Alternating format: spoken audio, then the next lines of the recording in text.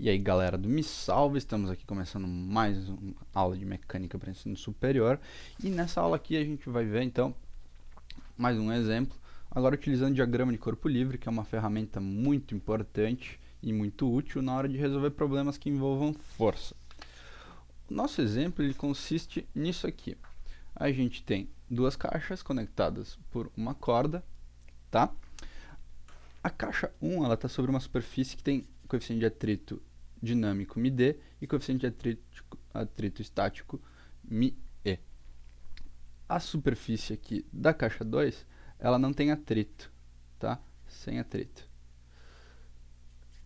E o que a gente quer descobrir aqui é qual que vai ser a força aqui de tensão nessa caixa, nessa corda, desculpa,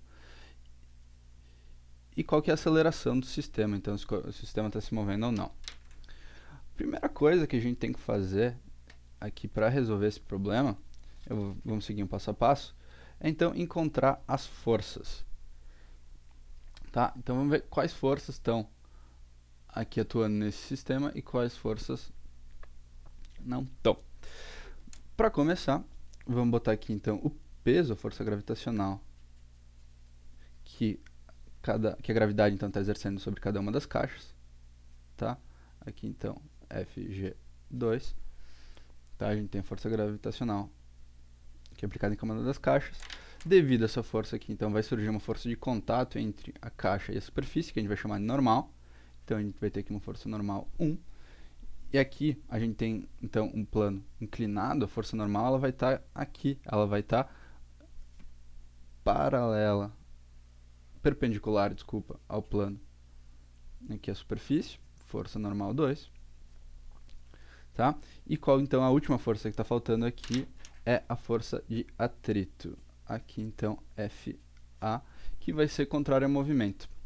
Essa força normal aqui vai estar compensando uma componente aqui da força gravitacional, que a gente vai ter que abrir esse vetor, mas a componente que é aqui paralela à superfície não é compensada para essa força normal. Então, é essa força aqui gravitacional, a componente dela aqui paralela à superfície, que vai estar puxando essa caixa para baixo, o que vai estar gerando essa força Ft, o que vai estar então sendo transferido para essa caixa aqui através dessa corda, puxando ela para a esquerda, e o que vai gerar então essa força de atrito que a gente então vai tentar descobrir também.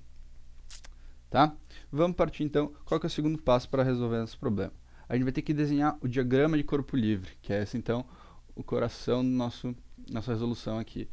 Como é que a gente vai utilizar essa ferramenta para resolver esse problema? Como vocês podem ver, tem muitas forças aqui envolvidas em cada um dos corpos, a gente tem dois corpos diferentes, e fica meio difícil ver quais são os eixos então aqui de ação, onde a gente tem que calcular nossas resultantes.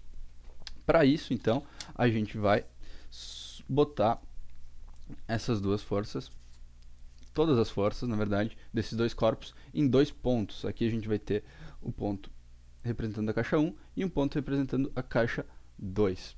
A gente vai botar aqui, então, a força de tração da corda, que puxa a caixa 2 para cima da rampa, a força de tração que puxa a caixa 1, o atrito, as duas normais, tá? Aqui a gente tem a normal, então, que está inclinado, porque a superfície é inclinada, e aqui, então, as duas forças de peso sempre apontando para baixo, força da gravidade.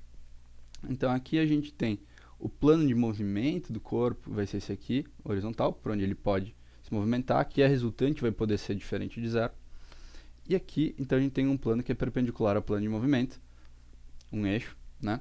Que a resultante nesse eixo aqui não pode ser, então, diferente de zero, vai ser sempre zero. A força normal vai sempre, então, compensar a força da gravidade.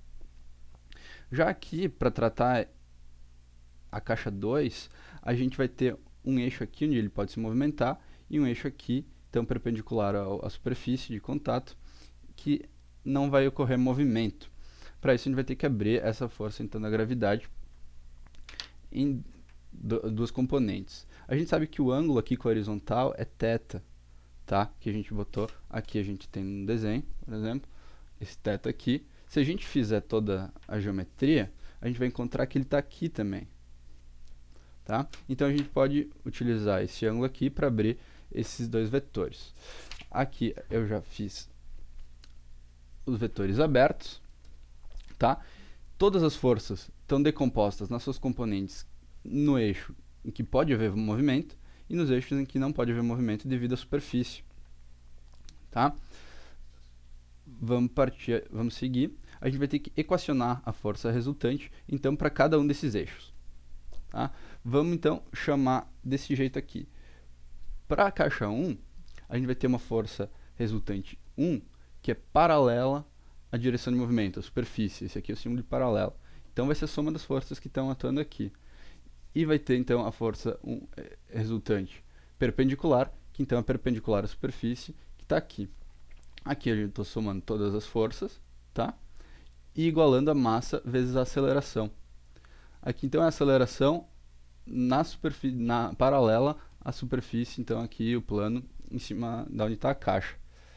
Já que, para essa resultante, a gente sabe que é zero, vai ser m1 vezes a aceleração no sentido perpendicular, mas como a gente sabe que é zero, estou botando zero aqui já.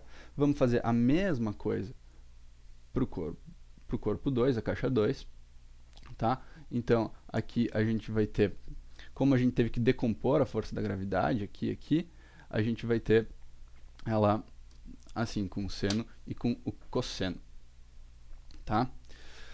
De posse dessas equações aqui, o que a gente tem que saber, o que a gente pode querer saber? A gente quer saber Ft e a gente quer saber a aceleração, tá? Só que aqui a gente tem um problema com a força de atrito. Quando a gente tem força de atrito, a gente sabe que a gente pode estar num caso estático ou num caso dinâmico. Por isso a gente vai propor cenários. Esses cenários aqui, então, quando a gente está no caso estático, se a gente pegar aqui o desenho, tá? As duas caixas estão paradas. O que isso quer dizer? Quer dizer que Ft vai ser igual à força de atrito. Ou seja, se vocês lembrarem da força de atrito, antes dela passar de uma força de atrito máxima, ela é sempre igual à força que está tentando fazer o movimento para compensar. Então, aqui a gente tem essa condição aqui para quando o sistema está parado. E quando o sistema estiver em movimento, a gente vai ter Ft maior que Fa, ou seja, Ft já passou daquela força de atrito máxima, estática, e agora Fa está constante e Ft, então, está maior que Fa, pode, então, haver movimento, aceleração, tá? Vamos ver aqui como é que a gente continua. A gente vai aplicar as condições ao sistema de equação. A gente tinha lá calculado as equações resultantes para todos os eixos. E agora, para um caso onde não há movimento, o que isso quer dizer? Isso se traduz da seguinte forma. Como a gente já viu, Ft igual a Fa, então a caixa está parada. Tá? E o Fa aqui tem que ser menor que o Fa máximo. Não sei se vocês estão lembrados, mas a força de atrito máxima é o coeficiente de atrito estático vezes a força normal 1. Aqui porque a gente está, então, trabalhando com a força de atrito na caixa 1. Que aqui é M1 vezes G, né? ME vezes M1 vezes G. Beleza? Então, vamos continuar.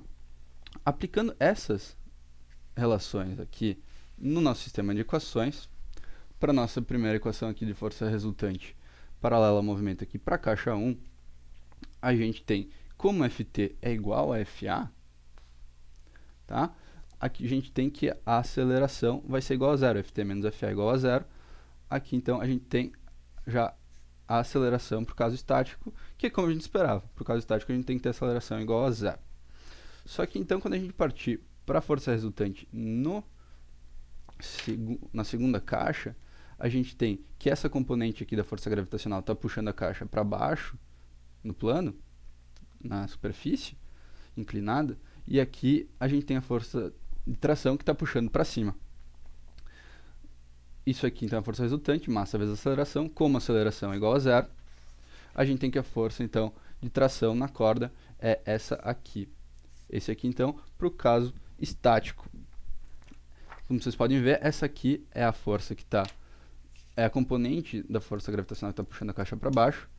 Se a gente tivesse analisado só aqui no desenho, Ft tem que ser igual a Fa, para essa caixa estar parada, e aqui a componente da força gravitacional que está puxando para baixo tem que ser igual a Ft.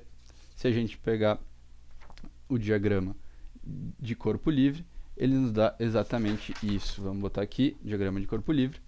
Aqui, então, Ft igual a isso aqui, para a gente ter o caso estático. Vamos partir para o caso dinâmico. O caso dinâmico, se vocês estão lembrados da força de atrito, a partir do momento que a gente passa aquela força de atrito máxima que a gente calculou, então, ela vai ser igual a uma constante, que é calculada dessa forma, md vezes a força normal em 1, que aqui a gente sabe, então, que é md vezes m1 vezes g. Tá? Essa aqui, então, vai ser uma força constante, que vai estar atuando contra o movimento. Se a gente pegar no sistema de equações e substituir Ft menos Fa pela expressão que a gente encontrou, vai ser igual a força resultante. Agora, A é diferente de zero. Tá?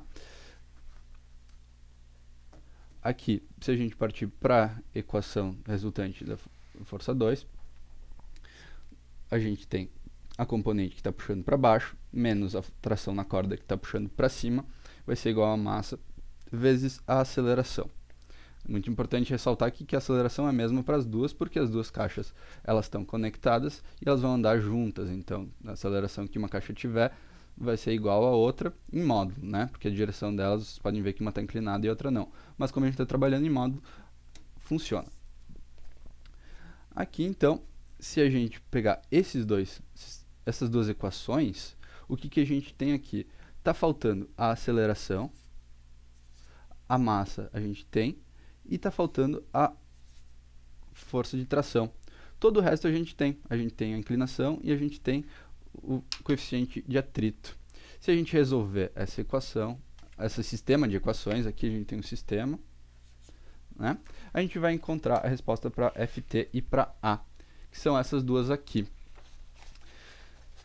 Espero que vocês tenham entendido. Esse é um passo a passo que pode ser usado para resolver a maioria dos problemas com atrito e envolvendo forças. Tá? O diagrama de corpo livre é uma ferramenta. O diagrama de corpo livre é uma ferramenta muito útil e vai ajudar vocês a resolver vários problemas. Espero que vocês tenham entendido e até a próxima.